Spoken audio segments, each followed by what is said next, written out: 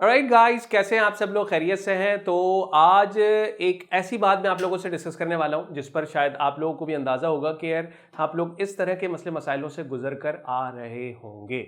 और वो क्या इश्यूज हैं? देखें देखें हमें बचपन से ही इस बात पे फोर्स किया जाता है कि यार हमें मेहनत करनी है, एग्ज़ाम देने हैं और एग्ज़ाम देने के बाद एग्जैक्टली हमने आगे जाकर अच्छे कॉलेज में एडमिशन लेना होगा।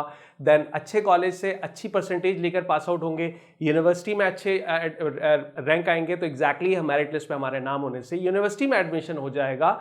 देन फिर इसी तरह हमने आगे कैरियर पाथ को लेकर चलना होता है और फाइनली जॉब या बिजनेस हम कर रहे होते हैं। तो कहने का मकसद है कि इस एग्ज़ाम की प्रिपरेशन के लिए हमें कभी गाइड नहीं किया जाता, यानी हमें कभी नहीं ऐसे समझाया जाता कि यार हमें एग्ज़ाम को प्रिपेयर कैसे रखना है।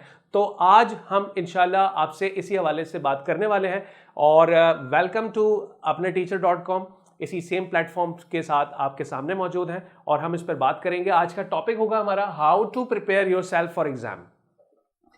5 ऐसे टिप्स हैं, 5 ऐसे पॉइंट्स हैं, 5 ऐसे रद्द-ओ-अमल हैं जिनको हमने अपने अमल में लेकर आना है, जिससे हम अपने एग्जाम की यानी हम बेसिकली खुद को वेल प्रिपेयर्ड कर सकते हैं एग्जाम में बैठने के लिए और एग्जाम को सही तरीके से अटेम्प्ट करने के लिए।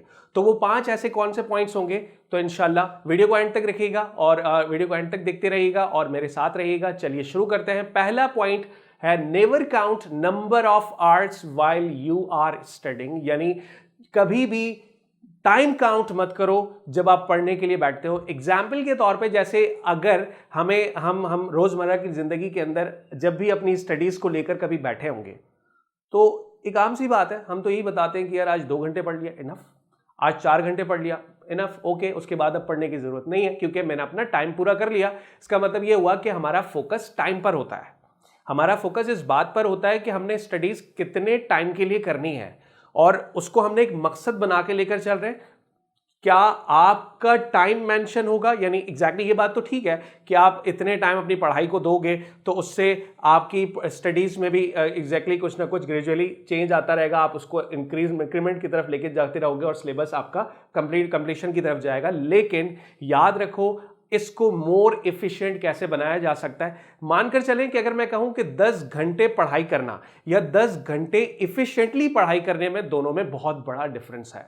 ये डिफरेंस क्या होता है? जैसे अगर आज के दिन मैंने ये टास्क ले लिया है कि यार मैंने एग्जाम्पल के तौर पे मैथमेटिक्स की कोई एक्सरसाइज में उठा लेता हूं, कोई चैप्टर ऐसा प्रोबेबिलिटी का, ठीक है, उसकी एक एक्सरसाइज को मैंने आज बैठ के सॉल्व करना है। अब अगर मैंने टाइम सेट किया हुआ है कि मैंने 2 घंटे के अंदर करना है और इन केस अगर मैं 2 घंटे के अंदर वो एक्सरसाइज सॉल्व नहीं कर पाया तो घड़ी तो मुझे ये बता रही है कि एग्जैक्टली टाइम मेरा पूरा हो चुका है, अब मैंने मजीद और नहीं पढ़ना, क्योंकि मेरा फोकस टाइम पे था। तो आपका फोकस टाइम पे नहीं होना चाहिए। आपने इरादा कर लिया है आज मैंने इस टास्क को कंप्लीट करना है, एट एनी कॉस्ट आपने इस टास्क को अपने टारगेट को जो अचीव करना है, आज मैंने क्या पढ़ना है, क्या सीखना है, चाहे उसके लिए फिर मुझे कितना ही टाइम क्यों ना लगे। ठीक है, तो याद रखिएगा कभी भी पढ़ाई के दौरान never count the number of hours को काउंट ना करें, बल्कि ये कंसीडर करके चलें कि आज मैंने अगर ये एक्सरसाइज कंप्लीट करनी है, फिर चाहे इसके लिए 10 घंटे लगे या चाहे इसके लिए 100 घंटे लगे, मैं लगाऊंगा और आज इस टास्क को कंप्लीट करूंगा और आज के दिन ही करूंगा। कभी भी आज के काम को डिले करने करूंगा एग्जैक्टली फिर वो टॉपिक आज का अगर डिले हो गया, अगर कंप्लीशन नहीं हो पाया तो वो आपके लिए एक बर्डनाइज हो जाएगा और इस तरह वो टॉपिक इनकम्प्लीट की सूरत में रहते रहेंगे और आप अपने टारगेट को अचीव नहीं कर पाएंगे। दूसरी बात, हम बेसिकली जो अहम चीज़ है वो ये है कि हम जो नंबर ऑफ आवर्स को काउंट कर रहे होते हैं ना, वो इस बेसिस पर भी कर रहे होते हैं कि हमारा कोई मोटिव नहीं होता, हमारा कोई इंस्पिरेशन नहीं होता। याद रखें, देखिए आप लोगों का एक मोटिव होना चाहिए, एक इंस्पिरेशन होना चाहिए। इंस्पिरेशन क्या होना चाहिए? अब एग्जैक्टली वो रैंक नहीं होता, कोई बड़ा मोटिव होना चाहिए। अब बड़ा मोटिव क्या हो सकता है? एग्जाम में तो अच्छे मार्क्स तो आप लेने ही है, एग्जैक्टली अच्छे से मेहनत करोगे अच्छे मार्क्स आएंगे, लेकिन आपका मोटिव ये होना चाहिए कि अगर आप अच्छे रैंक से पास आउट होगे तो आप किसी भी प्रोफेशनल डिग्री को क्वालिफाइड करने के बाद आप सोसाइटी के लिए क्या हेल्पफुल रहोगे, आप अपने कंट्री के लिए क्या हेल्प कर सकते हो, और अंडर प्रिविलेज लोग, ऐसे लोग जिनको मदद की जरूरत है, जिनको आपकी हेल्प की जरूरत है, उनकी आप क्या हेल्प कर सकते हो। ठीक है, तो ये याद रखिएगा। चलिए अब हम सेकंड पॉइंट की तरफ चलते हैं। सेकंड जो अहम टिप्स है वो ये है आप लोगों के लिए, hard work and consistency are the key for success. ये बात ठीक है कि अगर हार्ड वर्क करें और कंसिस्टेंसी के साथ करें तो ये कामयाबी आपको कामयाबी की तरफ लेकर जाती है। पर याद रखिएगा इन दोनों में बहुत बड़ा डिफरेंस है। अगर आप हार्ड वर्क कर रहे हैं तो हार्ड वर्क तो एक गधा भी करता है, आपने हार्ड वर्क नहीं करना, आपने कंसिस्टेंसी के साथ पढ़ना है। जैसे फर्ज करें मुझे पता है मुझे ये सिलेबस अपना कवर करना है, इस पूरे साल में मुझे अपना ये सिलेबस कवर करना है, तो आप क्या करें, टेम्परेरी बेसिस पर, वीकली बेसिस पर या डेली बेसिस पर अपने टारगेट बना लें कि आज मैंने अगर ये टॉपिक कंप्लीट करना है तो करना ही करना, ठीक है। इसी तरह अगर कंसिस्टेंसी के साथ रोज आप उतना ही टाइम अपने जो भी टॉपिक आपने सेट किए हुए, ठीक है, चाहे रफली अंदाज में आपने उसको किया हुआ हो, लेकिन रेगुलर बेसिस पे आपने लाजमी कंसिस्टेंसी के साथ हार्ड वर्किंग करनी है, तभी आप कामयाबी की तरफ जा सकते हैं। अब थर्ड टिप हमारे लिए क्या होगी, यूज सोशल मीडिया प्रोडक्टिवली।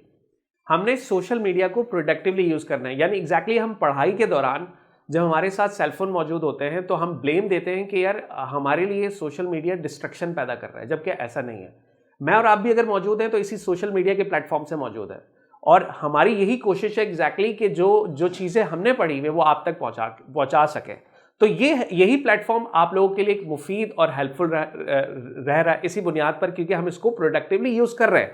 इसी तरह आपने पढ़ाई के दौरान अगर आप चाहें किसी भी सोशल मीडिया के प्लेटफॉर्म से कनेक्ट हैं, मीन्स आप अगर व्हाट्सएप या इंस्टाग्राम या फेसबुक व्हाटएवर जो भी आप प्लेटफॉर्म के साथ कनेक्ट हैं सोशल मीडिया के, उसको पढ़ाई के दौरान अगर आप इन केस अगर करंटली कोई अपडेट आती है आप उससे देखते हैं, देखने के बाद एग्जैक्टली फिर आप ये देखते हो कि यार अगर उसके साथ कनेक्टेड कोई सजेशन वीडियो आ गई, कोई प्रैंक वीडियो आ गई, तो उसमें हमारा टाइम वेस्ट हो जाता है।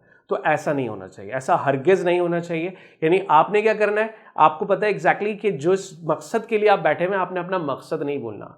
मुझे पता है कि यार मैंने अपने जो नंबर ऑफ आवर्स मैंने सेट किए हुए हैं इस टॉपिक को कंप्लीट करने के लिए, यानी आज मेरा टारगेट ये है कि मैंने अपना ये टॉपिक कंप्लीट करके ही उठना है, तो उस दौरान आपने क्या करना है, आपने अपने सोशल मीडिया से कनेक्ट भी रहना है। ये नहीं कह रहा कि एग्जैक्टली इंटरटेनमेंट बहुत ज़रूरी होती है लाइफ के लिए, लेकिन वो इंटरटेनमेंट को महदूद मखसूस तरीके से यूज़ किया जाए ताकि social media as a productively use कर सकें आप लोग, ठीक है। चलिए अब हमारे पास जो फोर्थ टिप्स होगी वो क्या होगी, lots of notes, question banks and teachers notes, bundles of notes. What we can say that, क्या मैं बोलना चाहता हूँ, देखें असल में मैं ये बोलना चाहता हूँ कि जो चीज़ आप लोग पढ़ रहे हैं, चाहे आप फिर किसी टीचर कॉलेज में टीचर से एग्जैक्टली पढ़ रहे हैं या कोचिंग ले रहे हैं, व्हाटएवर जो भी आप कर रहे हैं, उसे इटसेल्फ नोट्स में लिखें, उसके नोट्स बनाएं आप लोग।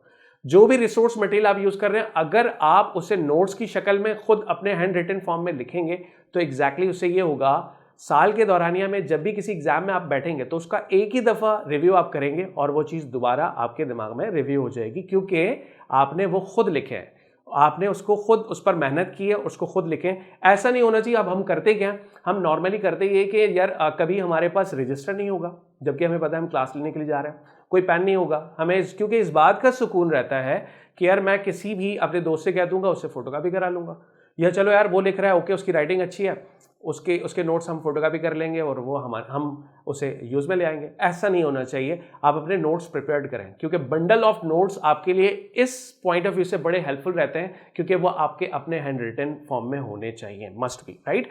चलिए अब हम पांचवी जो बहुत अहम टिप्स है वो ये है कि solve as many questions as you can. जितनी प्रैक्टिस आप लोग कर सकते हैं प्रैक्टिस रखें। एग्जाम्पल जैसे मानकर चलते हैं कि हम किसी एक टॉपिक पर तकरीबन 5 उससे रिलेटेड जो क्वेश्चंस हैं वो हम सॉल्व करते हैं, और कंपैरेटिवली एक दूसरे टॉपिक पर मैं 10 क्वेश्चन सॉल्व करता हूं, तो आप किस पे कॉन्फिडेंट होंगे? 100% श्योरिटी के साथ आप ये कहोगे कि यार एग्जैक्टली जिस टॉपिक के अंदर मैंने 10 क्वेश्चन सॉल्व किए हैं उसमें मैं ज्यादा कॉन्फिडेंट हूं, क्योंकि आपको सॉल्व करने की स्ट्रैटेजी पता लग गई। आपको ये अंदाजा हो गया कि अगर सवाल इस टॉपिक से रिलेटेड कितना घुमा फिरा के आएगा, उसमें से तकरीबन अप्रॉक्सीमेट 70% या 80% तो हम करके आ चुके हैं। तो अब आप लोगों को यह भी अंदाजा होगा कि अगर कोई इसके अलावा अनसीन वे में कोई क्वेश्चन इसी टॉपिक का अगर आ भी जाता है तो आप उसको सही वे में कर पाओगे, क्योंकि आपने प्रैक्टिस की होगी। तो प्रैक्टिस मस्ट भी रखें, और प्रैक्टिस रखने से ये होगा कि एग्जैक्टली आप एफिशिएंटली ज़्यादा अच्छे से परफॉर्म कर सकते हैं एग्जाम में। उम्मीद है आप लोगों को इस 5 टिप्स पर अमल करने से आप लोगों को बहुत फायदा होगा। इंशाल्लाह हम नेक्स्ट वीडियो में आपसे मुलाकात करते हैं इंशाल्लाह एक नए टॉपिक के साथ। ठीक इसी तरह से अपना बहुत सारा ख्याल रखिएगा। अगर ये वीडियो पसंद आई तो लाजमी कमेंट करें ताकि इस तरह की वीडियो के साथ मैं आता रहूँ और भी। Thank you so much.